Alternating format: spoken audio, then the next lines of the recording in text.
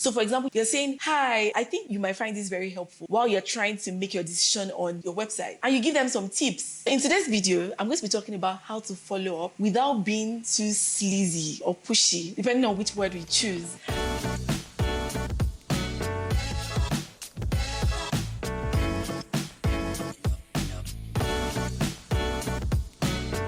Hey guys, welcome back to my channel. My name is Chris-Amusan.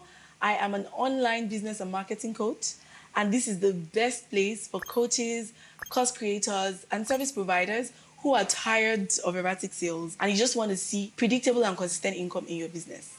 In the last video, we spoke about follow-up. We spoke about how that you need an average of 7 touch points when a prospect reaches out to you. Many people don't do that. So if you want to learn about all of that, you can check out the last video. I'm going to link it up here.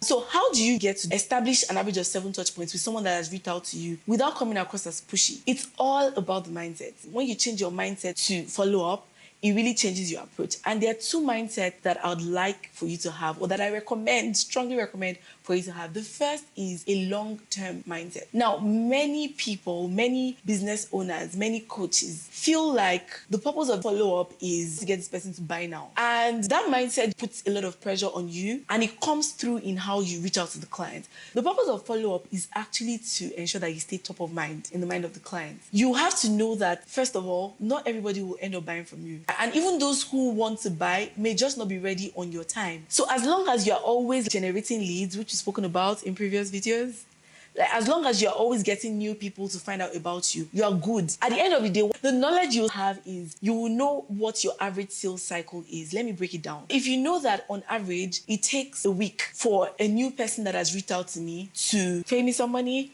you will not be pushing for the person to close that sale within a day or 2. If it takes an average of 3 weeks, let's say, for someone who's reached out to you for the first time to make a purchase, then you will know that, okay, this person is reaching out to me today. Just go easy. Just keep doing what you need to do. Just give it 3 weeks. You know that this person will make a purchase. So when you have that long-term mindset, it sort of changes your approach. It goes without saying that you need to actually go check and ask yourself, in the past, how long does it take an average person who's reaching out to me for the first time to convert to a customer? All right. Now, the second thing is I need you to have a mindset of nurture. Nurture, like the way a woman would nurture their child, like relationship. Yeah, that's the word. Like have a relationship mindset.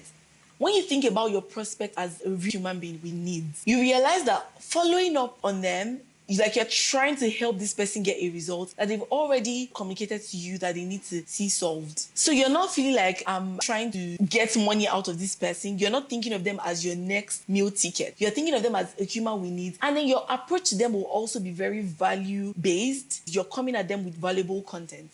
So for example, you're saying, hi, I think you might find this very helpful while you're trying to make your decision on your website. And you give them some tips. Let's say you're a photographer, for example. You're saying, hey, I think you might find these tips helpful as you prepare for your shoots. I'm sure you've gotten an email from someone where they're just telling you about some result that they've been able to get for someone in the past, and you're like, oh my gosh, this is me, I can relate, right? So when you come from that approach, first, it takes the pressure off you because you know that in that moment, you're actually giving, you're not asking. So we've spoken about having the mindset of long-term, it's not about closing the sale now. We've also spoken about the mindset of nurture, relationship building. If you now have this mindset, it sort of boosts your esteem when you're reaching out to the client. So how do you even know what values to give? How exactly do you reach out? It means you first have to understand your customer. I already preempted myself a bit when I said with content. Content is a very, very good way to follow up. But how do you deliver this content? I know a lot of us still go about the DMs, you're reaching out on WhatsApp, which is fine. It just means that you have to be very conscious of giving out that content. So say you created a WhatsApp group and you can tag them based on the stages they are at. You just ensure that you are giving out helpful information based on the stage that they currently are at. But a simple way to follow up with content is email marketing. And I know that someone right here is like, Kiva, this email thing, please. There is a way to go about email marketing without making it look like you're marketing. It's just have it be conversational. Write your emails the way you will talk. Keep them very short and straight to the point. If you go about it that way, you're also positioning yourself as an expert. So it's like, oh, here's a reminder about our call 3 days from now. But while you sit on that, here's something I found that I think may help you. I have an acronym that would really help you. ENSAD, that's ENSADD.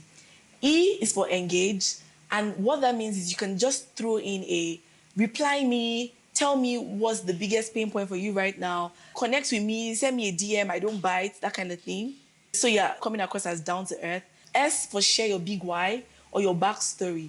It always helps sometimes when you let people know where you're coming from and why you're passionate about what you do and why you're trying to serve them. A for agitate the problem. Now, this sounds very aggressive, but no, it's not.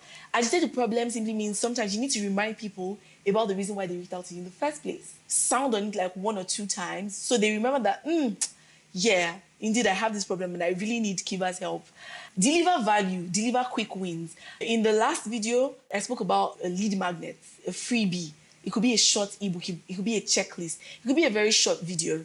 The final D is paint their desired destination to them. Sometimes you just really want to say 3 months from now, you could be XYZ. So you paint that desired destination they want and it comes alive to them. It creates a bit of FOMO, like, oh my gosh, I really need to do this now. There are other ways to do this, but I really don't want to overflog it. I have a training which you should check out. It's a funnels workshop where I break down all of these things. But just for the sake of it, some of the other things you can include in this content is busting objections, answering frequently asked questions, sharing testimonials. Oof, that is such a good one. You can't afford to leave that out. You need to show them how you've been able to help somebody else. And that definitely builds trust. That has been an entire mouthful. And 7 touch points is a lot, isn't it? So you know that you need to figure out a way to automate this.